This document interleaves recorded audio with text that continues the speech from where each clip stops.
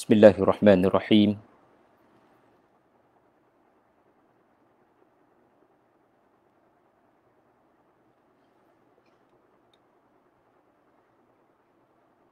Bismillahirrahmanirrahim. Alhamdulillahi rabbil alamin. Al-qail. A'udzu billahi minasy syaithanir rajim. Bismillahirrahmanirrahim. Lillahi mulkus samawati wal ard. Yakhluqu ma yasha'. Yahabu liman yasha'u inatha wa yahabu liman yasha'u adh-dhukur. Sadaqallahul azim. Dan bagi Allah jualah segala hak milik segala yang ada di langit dan di bumi. Dialah yang telah menciptakan apa yang dikehendakinya.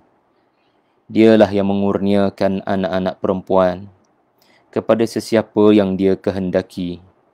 Dan dialah yang mengurniakan anak-anak lelaki kepada sesiapa yang dia kehendaki.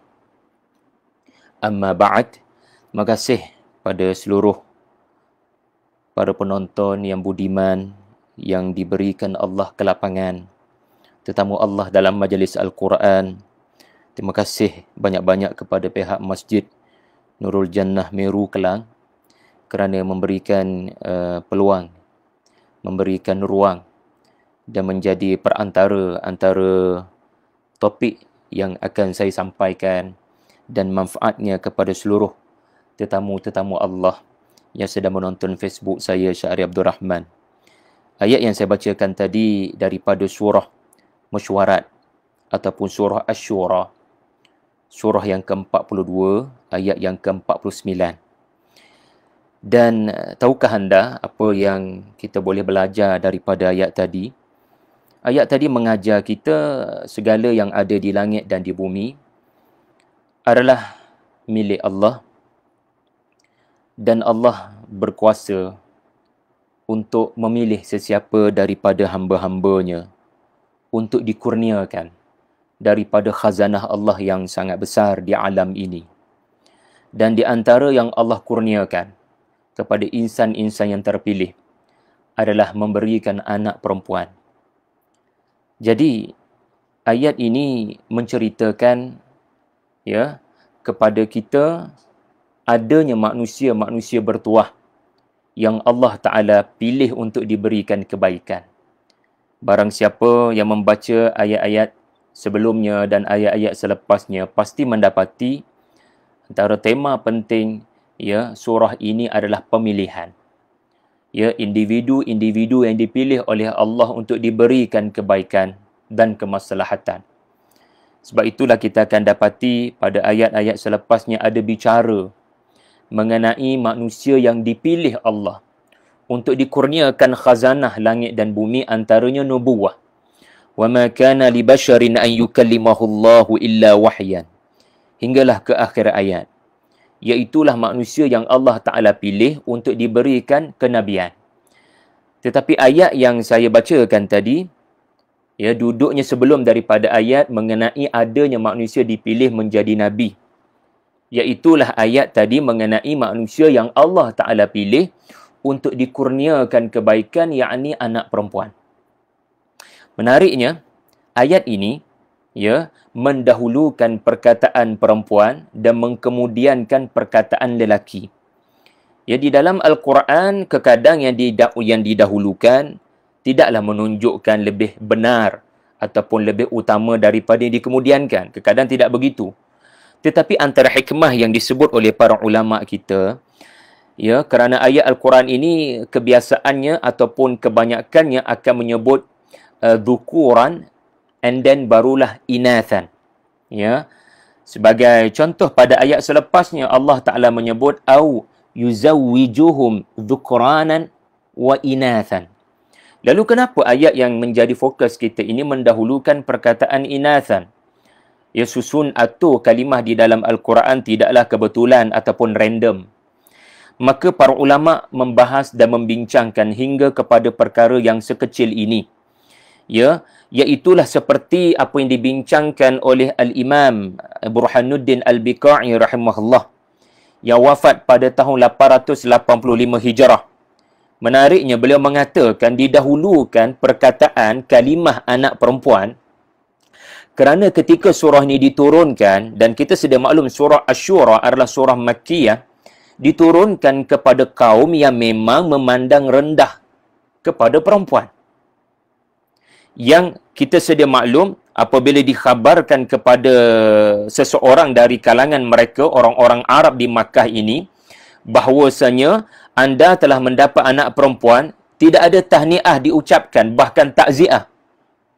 Betapa hinanya anak perempuan di mata lelaki-lelaki Arab Quraisy sebelum kedatangan Rasulullah sallallahu alaihi wasallam. Hingga Allah Ta'ala rakamkan dalam surah An-Nahl, surah yang ke-16, ayat 58 hingga 59, wajah mereka berubah menjadi abasa. Wajah mereka berubah menjadi pucat, lesi, masam kerana menahan perasaan marah. Kenapa kamu melahirkan anak perempuan? Selepas debaran menunggu ya anak berjantina apa, kerana dulu mana ada scanner boleh detect lebih awal. Lalu Allah Ta'ala merakamkan wa idza busyira ahaduhum bil untha dhalla wajhuhu muswaddan wa huwa kazim yatawara minal qawmi min su' ma busyira bihi ayumsikuhu ala haunin am yadussuhu fit turab ala sa'a ma yahkumun. Dia bersembunyi dari orang ramai bila dapat tahu anak perempuan sudah lahir kerana rasa aib dan malu kerana berita buruk tersebut disampaikan kepadanya. Sambil dia mula berfikir, adakah patut aku tinggalkan anak ini dalam keadaan hina atau aku tanamnya hidup-hidup dalam tanah? Ketahuilah, sungguh jahat apa yang mereka hukumkan tentang Allah. Kenapa Allah Ta'ala kata begitu? Buruk benar hukuman mereka tentang Allah kerana mereka beranggapan anak perempuan ini memutuskan mereka daripada rezeki Allah. Wal'ayadu billah. Ini dirakamkan dalam suratul Isra, surah yang ke-17, ayat 31, di mana adanya manusia yang beranggapan anak perempuan punca masalah ekonomi rumah tangga. Anak perempuan adalah punca masalah pendapatan dalam pekerjaan. Allah Ta'ala menegaskan dalam suratul Isra, وَلَا تَقْتُلُوا أَوْلَادَكُمْ خَشْيَةَ إِمْلَاقٍ نَحْنُ نَرْزُقُهُمْ وَإِيَّاكُمْ إِنَّ قَتْلَهُمْ كَانَ خِطْئًا كَبِيرًا.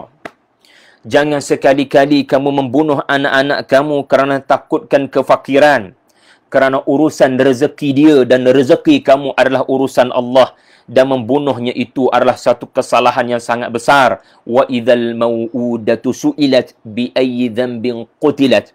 Di pada mahsyar nanti Allah tidak bertanya kepada penjenayah. Allah tidak bertanya kepada pembunuh, karena pembunuh itu sudah mengetahui kesudahannya. Pembunuh itu sudah menderita menunggu hukuman Allah. Tetapi untuk menambah derita pembunuh, untuk menambah mental torture bakal penghuni neraka, Allah membiarkan kanak-kanak perempuan yang dahulu suara mereka tidak didengar, ketika dikebumikan hidup-hidup dalam tanah, atau dibiarkan meronta menjadi gelandangan di tengah jalan meminta belas kasihan. Tetapi orang-orang Arab ini bersikap wayamna'unal ma'un. Mereka membiarkan anak-anak perempuan yatim piatu khususnya ini tanpa belas kasihan. Jadi tuan-tuan, inilah ya fokus kita. Hikmah Allah Ta'ala mendahulukan perkataan anak perempuan dan mengkemudiankan perkataan anak lelaki. Menariknya, ayat yang menyebut isu ini duduk dalam surah Asy-Syura. Duduk dalam surah Asy-Syura yang kita sedia maklum, ayat Al-Quran berbicara tentang surah Asy-Syura ini adalah ayat 38. A'udzu billahi minasyaitonir rajim. وَالَّذِينَ اسْتَجَابُوا لِرَبِّهِمْ وَأَقَامُوا الصَّلَاةَ وَأَمْرُهُمْ شُورَى بَيْنَهُمْ وَمِمَّا رَزَقْنَاهُمْ يُنْفِقُونَ. Sadaqallahul azim. Yang bermaksud, dan mereka yang menyahut seruan Tuhan mereka, lalu mereka menyempurnakan salat, dan selepas mereka menunaikan salat berjamaah, salat berjamaah itu mengajar mereka bahawasanya kita tidak sempurna. Kita perlu saling lengkap melengkapi. Ya, jangan biarkan ada cacat cela yang menyebabkan syaitan boleh masuk mencelah antara saf.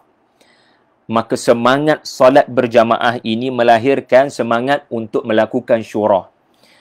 Apa itu syura?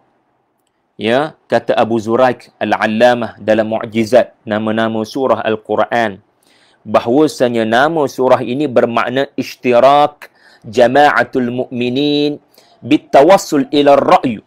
Ya, bitawassul ila ar-ra'yi awil qarari fima yata'allaq bil amril 'am. Dalam bahasa mudahnya, nak habaknya, nak katanya, nak wayaknya, asyura adalah medium atau proses untuk mengumpulkan orang-orang beriman bagi tujuan mendapat pendapat yang terbaik, yang paling selari dengan maslahat dan keperluan manusia. Maka tema surah ini adalah apa yang terbaik untuk manusia. Kalau kita manusia nak tahu apa yang terbaik, kita kena bertukar-tukar pandangan. Ya, pandangan pada pendapat dan pandangan. Tetapi Allah Ta'ala tidak perlu berbincang dengan makhluk untuk mengemukakan apa yang terbaik kepada makhluk. Surah ini, semangat asyura itu bermaksud mencari yang terbaik, mengenal pasti yang terbaik. Maka Allah mengemukakan dalam surah ini apa yang terbaik kepada makhluk dari zaman ke zaman. Dan menariknya, kalau anda sensitif dengan kisah-kisah wanita di dalam Al-Quran, kisah-kisah perempuan di dalam Al-Quran, anda akan mendapati semangat syura ini ada dalam kisah-kisah wanita seperti Malikatus Saba. Di mana Malikatus Saba telah meminta pendapat daripada ahli majlis mesyuaratnya apa pendirian terbaik bagi menghadapi Sulaiman alaihi salam dan bala tenteranya berdasarkan surat ini. Dan selepas mendengar pendapat-pendapat daripada menteri-menteri yang hanya bersifat kaki perang dan tidak ada sebarang pendapat yang berbeza sedikit, melainkan mempertahankan dia punya nama baik kerajaan yang tak pernah tumbang di medan perang kononnya. Tetapi lihat semangat syura yang ditonjolkan oleh wanita yang bernama Malikatus Saba ini, atau lebih popularnya Balqis. Beliau mengemukakan pendapat berbeza yang dilihat lebih maslahat untuk negara. Tak ada kebaikan pun kalian bertempur dengan insan yang bernama Sulaiman. Orang lain tak apa. Dengan Sulaiman jangan. Aku R&D dia tu. Aku study dia tu siapa. Wanita yang buat kajian. Lalu beliau mengemukakan pendapat yang berbeza, dan pendapat yang berbeza ini membawa keselamatan kepada kerajaan Sabah. Dan ungkapannya yang mengatakan peperangan ini kalau tidak dielakkan, ia boleh menyebabkan kerosakan dan kehinaan, telah disokong oleh Al-Quran itu sendiri, telah dipersetujui oleh Allah Subhanahu wa taala. Boleh lihat suratul Naml, surah 27 ayat 34. Qalat innal muluka idza dakhalu qaryatan afsaduha wa ja'alu a'izzata ahliha adillah wa kadzalika yaf'alun. Allahu akbar. Jadi ini kenyataan Malikatus Saba. Sesungguhnya tiada sebarang keraguan. Aku dah study. Kajian menunjukkan bahawasanya raja-raja ini, apabila kalian mengambil pendekatan untuk konfrontasi dalam keadaan kalian tidak study kekuatan musuh kalian, maka apa yang akan berlaku adalah kerosakan kepada negeri ini. Apa yang akan berlaku adalah kehinaan ahli-ahli penduduknya, sedangkan sebelumnya mereka mulia. Dan perhatikan, jumlah mu'taridah, jumlah i'tiradiyah, di mana Allah Ta'ala menyokong kenyataan ini walaupun diungkapkan oleh Malikatus Saba sebelum memeluk Islam. Kerana kita diajar untuk melihat apa yang dikata, bukan siapa yang berkata. Wa kadzalika yaf'alun. Demikianlah yang selalu terjadi dari kalangan raja-raja. Sehingga ke hari ini, memberikan pelbagai alasan, tetapi akhirnya orang yang tidak berdosa menjadi mangsa kecelakaan. Ya, semangat Asyura juga anda dapat lihat pada kisah wanita di Madian, di mana kisahnya panjang tetapi disingkatkan kepada akhirnya seorang wanita ini ya telah mencadangkan kepada ayahnya sesuatu yang ayah pun tidak terfikir. Selepas mendapati kepribadian Musa alaihi salam yang melarikan diri daripada Mesir, sehelai sepinggang, kontang-kanting, kebuluran, akhirnya Allah Ta'ala ya membantu baginda dengan dapat rezeki, dapat perlindungan, kediaman di rumah syekh yang saleh, mempunyai 2 orang anak, dan Allah rakamkan bagaimana ya wanita ini berkata kepada ayahnya, memberikan cadangan kepada ayah. Ya, wanita memberikan cadangan kepada ayah. Wanita yang nampak ada yang lebih baik, wahai ayah. Ya, di mana ayah apa kata tidak hanya sekadar memberikan kepadanya perlindungan, kediaman, why not ayah ambil beliau bekerja menggantikan kami, supaya kami boleh jaga ayah dan tidak perlu lagi keluar nak pergi ambil air kat luar sana. Dengan kerjanya sangat mencabar dengan lelaki-lelaki Madian. So kita ada rezeki depan mata kita ya, seorang yang namanya Musa. Qalat ihdahuma ya abati istajirhu inna khaira man istajartal qawiyul amin. Suratul Qasas surah 28 ayat 26. Ayah, bukankah sudah kelihatan dialah yang terbaik untuk ayah ambil bekerja, menggantikan tempat kami yang sangat terbatas untuk pergi mengambil air berkenaan yang dikuasai, didominasi oleh kaum lelaki. Dan Musa ada kualiti qawi, Musa ada kualiti amin.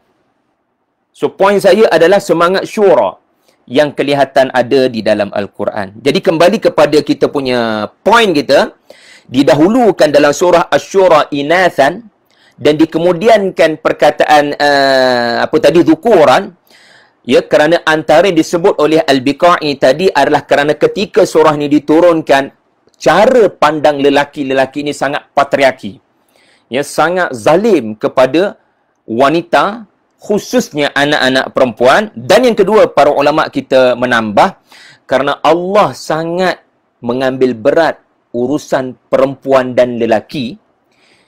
Kenapa didahulukan perempuan? Kerana manusia akan ada yang memandang remeh urusan perempuan. Sedangkan Allah mengangkat urusan ini untuk dititik beratkan kebajikannya oleh Allah Subhanahu wa Ta'ala sebagai Rabbul Alamin. Tiba-tiba dalam pengetahuan Allah memang akan ada manusia yang bernama lelaki yang memandang hina, yang memandang remeh, ya, wanita dan perempuan. Maka ini antara yang kita nak kupas dengan lebih terperinci. Bagaimana Al-Quran mengangkat kisah-kisah wanita yang beriman kepada Allah ataupun yang terlanjur dahulu kala tetapi bertaubat. Yang pertama sekali kita dapat lihat bagaimana Al-Quran memuliakan Maryam. Maryam alaihassalam. Allah Ta'ala tidak pernah menyebut mana-mana individu dengan nama penuh dalam Al-Quran, kecuali Maryam alaihassalam. Allah menyebut nama penuh. Kalau dah sampai disebut nama penuh, apa lagi kalau bukan kemuliaan? Dalam surah At-Tahrim, surah yang ke-66, ayat yang ke-12. Wa Maryam ibnata Imran allati ahsanat farjaha fanafakhna fihi min ruhina وَصَدَّقَتْ بِكَلِمَاتِ رَبِّهَا وَكُتُبِهِ وَكَانَتْ مِنَ الْقَانِتِينَ. Saya suka fasilah ayat ini. Saya suka ayat ujung ini. Allah Ta'ala tidak sekadar memuliakan Maryam untuk menjadi tokoh kepada wanita, tetapi tokoh juga kepada lelaki dan seluruh penduduk dunia. Dalilnya adalah penghujung ayat ini, Maryam diumumkan وَكَانَتْ مِنَ الْقَانِتِينَ. Dan bukannya wakanat minal qanitat. Maryam ini daripada orang-orang yang konsisten beribadah dengan khusyuk. Allah tidak meletakkan Maryam dalam kumpulan wanita-wanita sahaja boleh ambil teladan. wanita yang nak ibadah dengan istiqamah dan khusyuk kena ambil teladan daripada Maryam. Tidak sekadar wanita, lelaki pun kena ambil perhatian daripada bagaimana nak jadi orang yang khusyuk dalam beribadah dan konsisten menikmati kemanisan ibadah. You all need to learn daripada Maryam alaihassalam. So jangan jadi orang yang lelaki ambil tokoh lelaki, perempuan ambil tokoh perempuan. Ketika Al-Quran membentangkan ada tokoh perempuan, lelaki perempuan kena ambil teladan, ada tokoh lelaki, lelaki perempuan kena ambil teladan. Kerana Al-Quran membentangkan kualiti yang barangkali hilang daripada kita. Maryam juga kita tahu murid kepada Nabi Zakaria alaihi salam. Tetapi murid juga boleh memberikan tunjuk ajar kepada guru. Maryam telah menjadi inspirasi kepada Zakaria alaihi salam untuk tidak putus asa daripada memohon agar Allah kurniakan rezeki. Semua sudah maklum peristiwa ini dalam surah Ali Imran. Surah yang ketiga ayat 37-38. Di mana apabila Zakaria membawa makanan alaihi salam dan terkejut mendapati mari mana makanan demo. Kita bawa makanan untuk demo dan tak ada orang bawa makanan kepada kamu Maryam, melainkan orang yang tahu di mana kamu bersembunyi untuk beruzlah. Aku saja yang tahu kedudukan kamu dalam mihrab mana. Nah, sekarang siapa yang bawa makanan ni? Daripada mana makanan ni datang? Seharusnya Zakaria alaihi salam tidak bertanya soalan tersebut kerana dia Rasulullah. Dia melihat ayat Allah. Dia seharusnya terus mengiktiraf. Tetapi kenapa dia bertanya? Kerana jawapan Maryam akan mengukuhkan iman dia. Suara Maryam akan memberikan kekuatan harapan kepada Zakaria alaihi salam. Maka bila Maryam bersuara yang memberikan kekuatan, iaitulah Maryam berkata, huwa min indillah. Huwa min indillah. Makanan ini daripada Allah. Dan akhirnya dengan mendengar ungkapan murid perempuan ini, maka hunalika da'a Zakaria rabbah. Terus Zakaria berdoa memohon agar Allah mengurniakan kepadanya dzurriyyah thayyibah Yahya alaihi salam. Allahu akbar. Bahkan dalam Al-Quran betapa tingginya kedudukan wanita sehingga Allah menjadikan satu surah namanya Maryam. Dan dalam suratul Anbiya yang kita jangka Allah senaraikan 16 orang nama para Anbiya, jangan lupa ada Maryam dalam senarai panjang berkenaan. Maryam bukan Nabi, Maryam bukan Rasul, tetapi beliau berkorban. Bukan sedikit pengorbanannya, bukan sekadar physically nak melahirkan itu, tetapi mentally nak berdepan dengan orang yang tohmah. Ia adalah pengorbanan yang diiktiraf oleh Al-Quran. Kerana siapa Isa bin Maryam kalau tidak dengan Maryam? Sebenarnya Maryam itulah yang melahirkan penyelamat manusia di akhir zaman kita nanti atau anak cucu kita. Kerana Isa bin Maryam itu sudah jelas berdasarkan Quran dan hadis akan dihadirkan semula untuk membantu umat Muhammad sallallahu alaihi wasallam mengatasi Dajjal dan Ya'juj dan Ma'juj. Tetapi daripada mana lahir? Dari rahim mana? Dari rahim mana Maryam Isa ini lahir? Wallati ahsanat farjaha fanafakhna fiha min ruhina waja'alnaha wabnaha ayatan lil alamin. Nampak tuan-tuan Suratul Anbiya surah 21 ayat 91.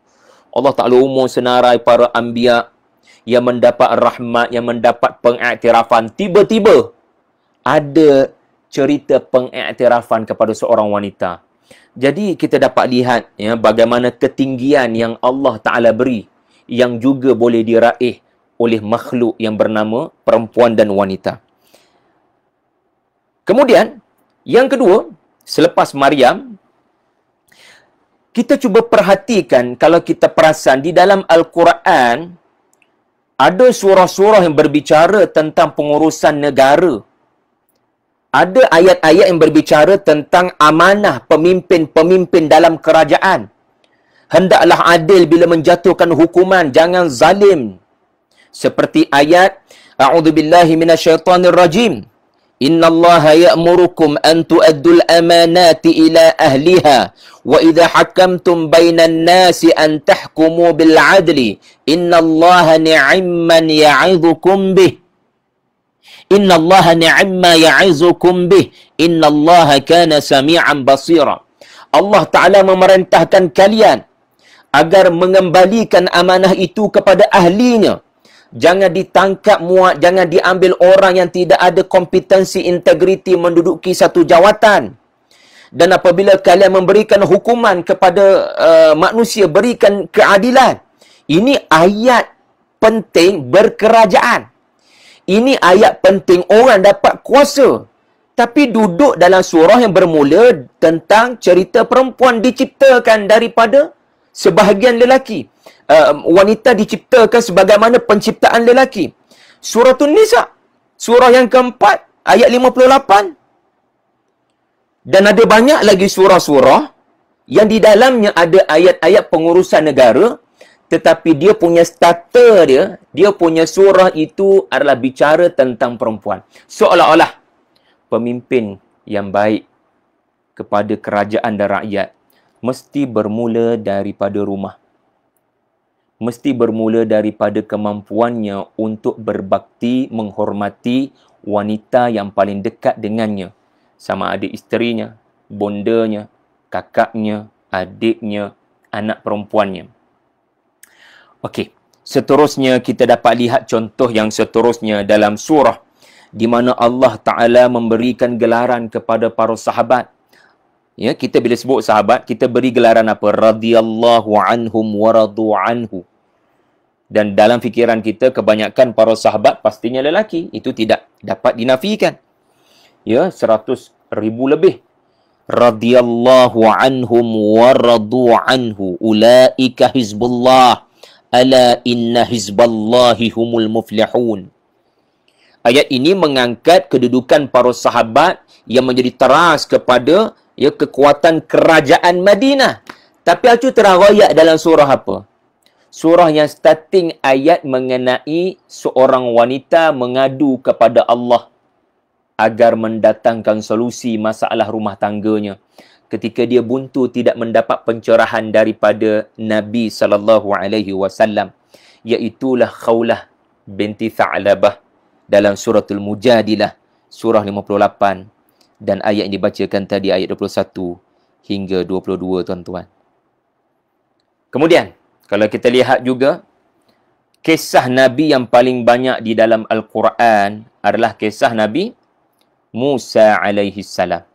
Kisah yang paling banyak di dalam Al-Quran adalah kisah Nabi Musa alaihi salam. Ya, minta maaf ya pada rakan-rakan yang komen putus-putus tu. Saya minta maaf banyak-banyaklah kalau terputus-putus tu. Ya, I'm trying my best untuk broadcasting ni dapat lancar. Mohon maaflah. Ya, mudah-mudahan dia akan jadi rakaman yang boleh didengar sekali lagi dengan lancar.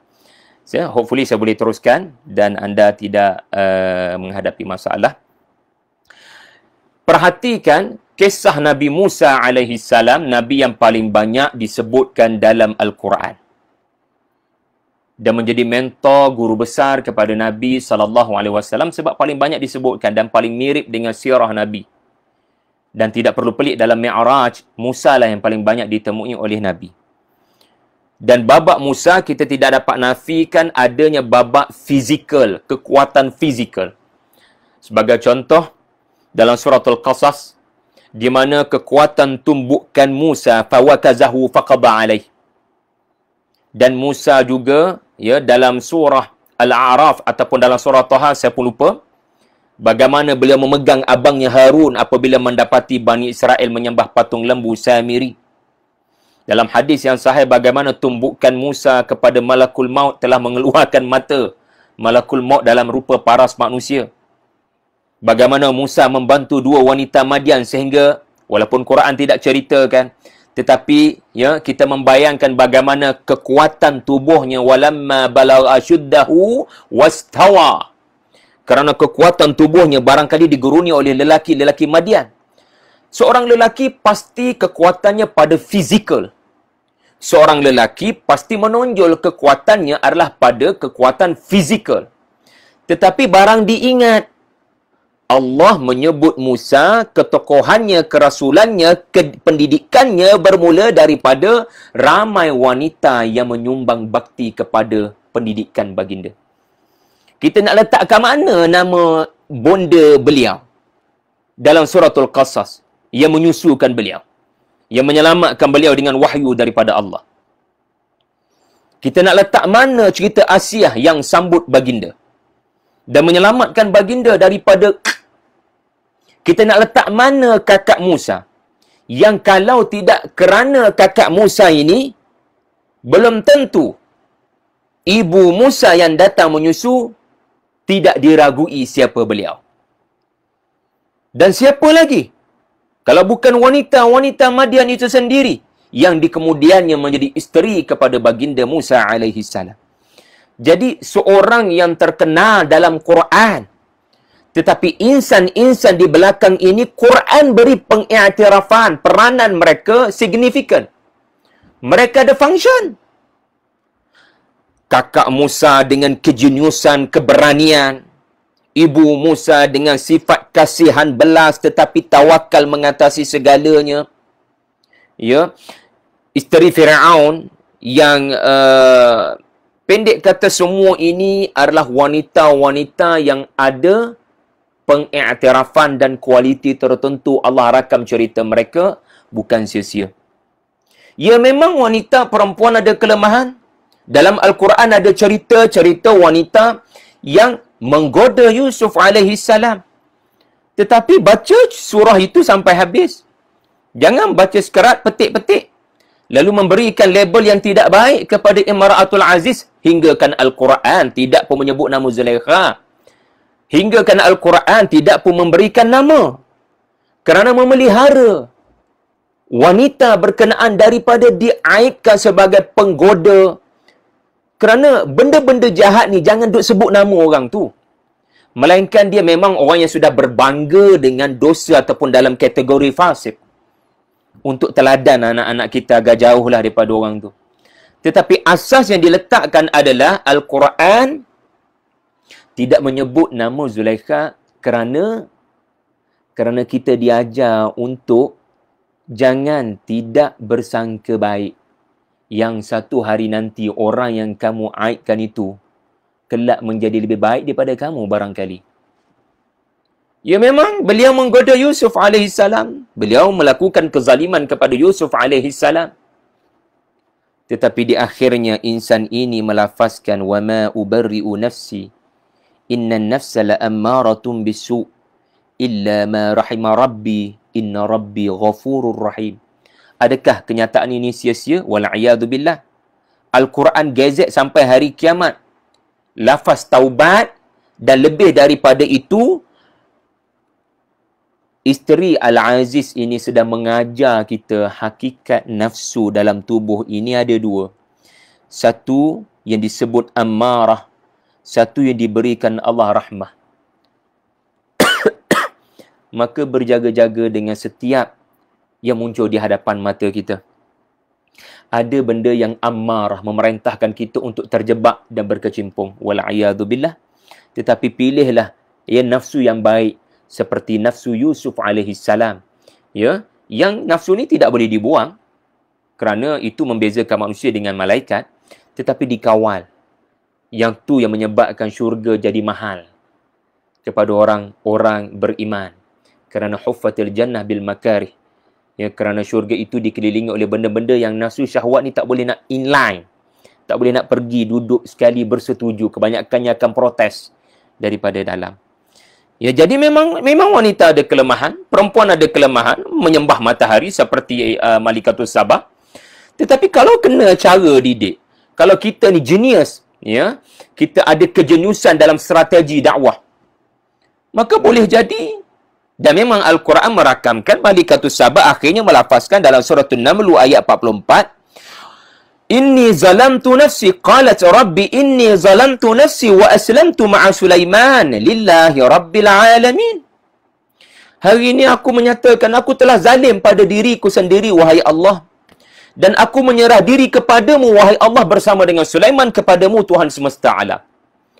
Jadi memang ada ya wanita-wanita yang kita lihat ya diuji Allah dengan pelbagai ya kelemahan, kebejatan, kerosakan.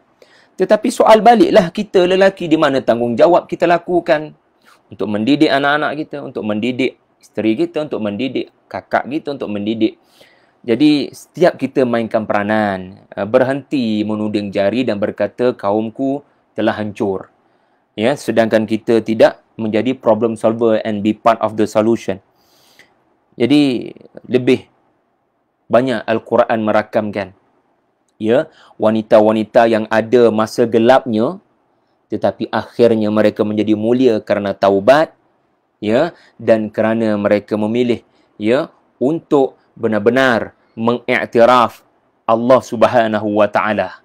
Yang kita dapat lihat ya macam mana Balqis ataupun Malikatus Sabak menyebut ya lillahi rabbil alamin, dan bagaimana Zulaikha pula menyebut inna rabbi ghafurur rahim. Mereka membesarkan Allah, bukan membesarkan Yusuf, bukan membesarkan Sulaiman, membesarkan Allah.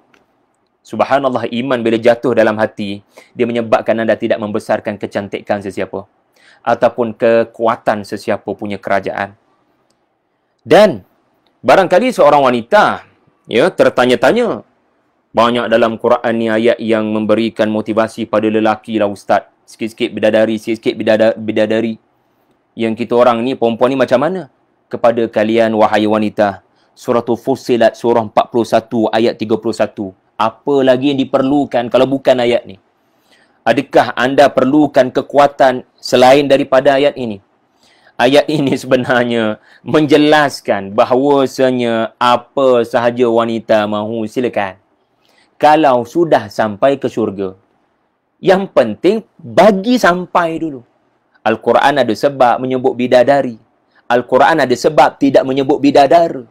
Al-Quran menyebut dengan jelas, nahnu awliya'ukum fil hayatid dunya wa fil akhirah. Walakum fiha ma tashtahi anfusukum walakum fiha ma tad'un. Apa yang kalian akan dapati wahai lelaki dan perempuan yang membaca surah Fussilat ini, lelaki dan perempuan ya, kita kena tahulah kum dalam Quran ni ya, kalau kum pun kita ada masalah jenuh ya. Dan kepada kalian lelaki dan perempuan yang telah menjadikan Allah sebagai wali di dunia, segala yang bakal kalian lihat di dalam syurga adalah menimbulkan berahi dan keinginan untuk mendekati. Dan tidak sekadar Allah jadikan anda berkeinginan, ada berahi tetapi ada penghalang. Tidak. Walakum fiha ma tad'un. Minta saja. Kalau nak lelaki, minta saja. Nak bidadara, minta saja. Apa lagi? Ya, maka berhentilah ya daripada kita yang menganggap Al-Quran ya terlalu memenangkan lelaki dengan ayat-ayat bidadari, sedangkan kita buta mata pada ayat-ayat yang memenangkan kaum wanita seperti ini, yang menunjukkan keadilan Allah Subhanahu wa taala. Bahkan dalam suratul Ahzab surah perang, surah keselamatan negara daripada musuh, Allah Taala berbicara dengan terperinci bahawasanya wanita, kalau kalian ikhlas melakukan amal dan nak sangat aku sebut, kata Allah. Allah Ta'ala menyebut dalam ayat yang panjang lebar, surah yang ke-33, ayat 35, suratul Ahzab, a'udzubillahi minasyaitanir rajim. Innal muslimina wal muslimat, wal mu'minina wal mu'minat, wal qanitina wal qanitat, was sadiqina was sadiqat, was sabirina was sabirat, wal khashi'ina wal khashi'at, wal mutasaddiqina wal mutasaddiqat, was saimina was saimat, wal hafizina furujahum wal hafizat, wadh-dhakirina Allah katsira wadh-dhakirat, a'addallahu lahum maghfiratan wa ajran 'azima. Allahu akbar. Apa lagi? Maka dasar keadilan jelas daripada Al-Quran. Asalkan masing-masing melakukan ibadah kerana Allah, maka tidak ada yang tidak diberikan perhatian oleh Allah untuk diberikan pembalasan. Allah sebut 10 je, seingat saya tadi tu 10 tu. Ya, jangan kita rasa macam kita diketepikan. Kerana ayat ini menunjukkan Al-Quran memberikan perhatian. Ya, cumanya Al-Quran ada hikmah-hikmah tertentu dari sudut balaghah, dari sudut sebutnya tak sebut. Ya, disebut bidadari, tak sebut bidadara, bukan menunjukkan tak dapat bidadara. Kerana ayat ini menjadi kekuatan kepada kaum wanita. Sebab tu saya baca kuat-kuat tu. Al-muslimat, al-mu'minat, al-qanitat. Ya, Allah Ta'ala maha mengetahui apa yang boleh datang dalam fikiran-fikiran manusia ni sampai akhir zaman. Termasuklah, ya, apa yang berasal daripada barat barangkali yang menganggap wanita ini makhluk yang mendatangkan malang. Ya, sejak bila itu ya datang daripada agama fitrah ini. Okey. Dan kita dapat lihat bagaimana hatta lelaki pertama yang Allah Ta'ala ceritakan dalam Al-Quran. Lelaki pertama itu tidak dibiarkan kisahnya bersendirian. Dia dengan cerita dia jadi khalifah je. Dia dilatih. Allah Ta'ala menjadikan sejak daripada hari pertama manusia diciptakan, mereka tidak boleh bersendirian. Lelaki itu memerlukan kepada wanita, sebagaimana wanita memerlukan kepada lelaki. Ya, maka Allah Ta'ala jadikan ya antara tanda-tanda kekuasaan dia dan lemahnya makhluk. Wa min ayatihi an khalaqa lakum min anfusikum azwaja. Saya suka perkataan azwajan yang sering kita terjemahkan sebagai isteri, tetapi sebenarnya ia bermaksud pasangan yang melengkapkan. Allah Ta'ala maha mengetahui kita yang bernama Sya'ari. Sebelum kita lahir ke dunia, Allah Ta'ala dah tahu dah. Fulan bin Fulan yang bernama Sya'ari ini, dia ada kekuatan, dia ada kelemahan. Dan kerana kelemahannya itulah Allah Ta'ala jadikan azwajannya adalah nurul syahada contohnya. Ya, untuk melengkapkan. Untuk melengkapkan. Kalau kita ni, sebab tu ayat tu berakhir dalam surah Ar-Rum, la'allakum tatafakkarun, ke apa betulkan saya? Kalau kita jenis rumah tangga ni adalah untuk menambah pendapatan, memberi semangat bekerja dan tidak mahu berfikir, kita takkan hargai pasangan kita. Tetapi perlu ada satu masa kita senaraikan. Apa yang saya lemah, alhamdulillah isteri lengkapkan. Apa yang isteri lemah, alhamdulillah suami lengkapkan. Kerana ini tanda kita makhluk. Kita perlukan pelengkap. Allah tidak memerlukan pelengkap. Allah tidak memerlukan pasangan. Allah itu esa. Wa min ayatihi an khalaqa lakum min anfusikum azwajan litaskunu ilaiha. Jadi Adam alaihi salam disediakan Allah kepadanya pelengkap. Yakni Hawa radhiyallahu anha sebagai wanita di sisinya, dan Allah Ta'ala menceritakan bagaimana dengan Hawa itu sendiri diberikan tanggungjawab. Bukan hanya Adam, bahkan Hawa diberikan taklif, iaitulah perintah dan larangan. Sebagaimana dirakamkan dalam surah Taha, surah 20, ayat 117. Faqulna ya Adamu inna hadha aduwwun laka walizawjika. Fala yukhrijannakuma minal jannati fatashqa. Allah berfirman kepada Adam, hai Adam, ingat ini adalah musuh ketatmu, iblis. Dan ingat, dia bukan musuhmu sahaja, dia musuh isterimu.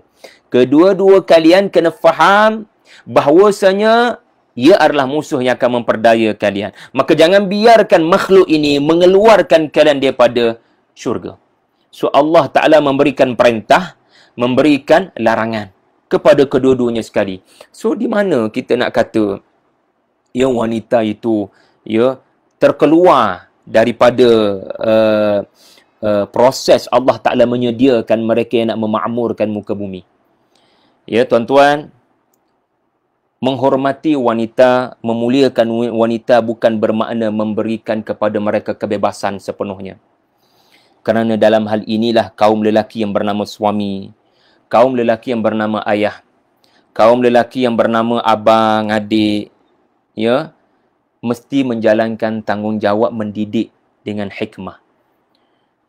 Dan dalam Al-Quran ada wanita-wanita dan mereka tidak lain tidak bukan ibu-ibu kita, ummahatul mukminin, yang mana Allah Ta'ala gambarkan wanita memerlukan didikan. Wanita memerlukan teguran. Jangan dibiarkan mereka ini seumpama rusuk kiri yang sudah pun bengkok, tetapi kalau ditegur dengan keras boleh patah kalau dibiarkan kekal bengkok. Maka istausu bin nisa'i khairah. Cakap elok-elok supaya ada kesan. Hikmah dalam percakapan dan nasihat. Lalu Suratul Tahrim, surah yang ke-66, antara bukti bagaimana wanita ini memerlukan teguran, memerlukan didikan, bukan penghinaan, tetapi teguran atas rasa menghormati. Dan Rasulullah sallallahu alaihi wasallam adalah sebaik-baik contoh dalam hal ini. Allah Taala berfirman, ya, menegur dan mendidik Hafsah binti Umar radhiyallahu anhuma dan Aisyah radhiyallahu anhuma binti Abu Bakar. In tatuba ila Allah faqad baghat qulubukuma. Maaf, in tatuba ila Allah faqad saghat qulubukuma wa in tazahara alaihi fa innallaha huwa maulahu. Jadi firman Allah Subhanahu wa taala dalam surah At-Tahrim, surah yang ke-66 tadi, saya risau nak semak kejap. Surah At-Tahrim tadi ayat in tatuba ilallahi faqad saghat qulubukuma. Jika kamu berdua bertaubat kepada Allah, maka sesungguhnya telah condong hati kalian berdua untuk melakukan, ya, keingkaran sebelum itu. Maka bergegaslah bertaubat dengan taubat nasuha. Wallahu a'lam. Ya, mudah-mudahan apa yang saya kongsikan ini, ya, memberikan penjelasan khususnya kepada kaum yang mengimarahkan kuliah-kuliah maghrib, iaitulah kaum lelaki, agar kita menjadi, ya, kaum yang meletakkan wanita itu pada satu tahap yang mesti dihormati, dimuliakan dan dibentuk agar menjadi figura-figura yang diumumkan tadi. Allah Subhanahu wa taala tidaklah saja-saja menyebut inathan dan mengkemudiankan dhukuran dalam surah Asy-Syura. Ya, Allah Maha mengetahui akan sentiasa datang zaman di mana manusia mengulang perangai orang-orang Quraisy di tanah Arab dahulu sebelum kerasulan, di mana wanita itu objek pemuas hawa nafsu, di mana makhluk yang bernama perempuan ini dipandang dengan pandangan hinaan seperti binatang wal'iyadhu billah dalam pengetahuan Allah. Maka ayat-ayat ini memberikan peringatan kepada kita kaum lelaki agar menghormati, memulia, dan kalau mereka melakukan kesalahan, kalau mereka melakukan dosa, bukan kita nak pergi menghukum tetapi membentuk dan mendidik. Akhlak Nabi Yusuf telah mengubah Zulaikha. Kejeniusan Nabi Sulaiman telah mengubah Malikatus Saba. Jadi ini adalah cerita-cerita yang menunjukkan, ya, mereka boleh dibentuk dan diubah, ya, kepada yang lebih baik. Ya, jadi mudah-mudahan semua yang telah menonton daripada Kuala Terengganu, pembeli perempuan yang baik-baik, pembeli buku perempuan yang baik-baik dalam Al-Quran, dapat beberapa pengajaran daripada apa yang telah saya kongsikan. Akhirul kalam, a'udzubillahi minasyaitanirrajim. Fastajaba lahum rabbuhum anni la udhi'u 'amala 'amilun minkum min dhakarin aw untha ba'dukum min ba'd. Ya, kesimpulan yang kita nak sebutkan adalah surah yang ketiga Ali Imran ayat 195. Maka Tuhan telah berkenan untuk menerima doa mereka dengan firman-Nya, sesungguhnya aku tidak akan sia-siakan amalan orang yang beramal dari kalangan kamu, sama ada lelaki atau perempuan. Kenapa Allah Ta'ala kena sebut begitu? Sedangkan sudah memadai kalau Allah Ta'ala menyebut amala amilun minkum. Tetapi kenapa disebut min dzakarin aw untha? Kerana pemikiran kaum yang sedang, ya, didiskriminasikan, kaum yang sedang diketepikan ini, ya, boleh berlaku. Ya, dan ada juga kaum yang mengenepikan, yang melakukan, ya, kezaliman, yang memandang dengan pandangan yang menghinakan. Maka Al-Quran merawat kita daripada penyakit-penyakit. Ana khairum minhu. Aku lebih baik daripada dia. Aku lelaki lebih baik daripada perempuan.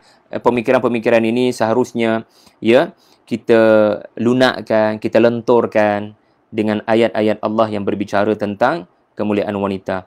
Lalu kita akan fahamlah apakah tugas ya dan tanggungjawab ya kita kepada kaum yang Allah amanahkan kepada kita ini. Ya, mudah-mudahan ada kebaikan dan saya mohon maaf.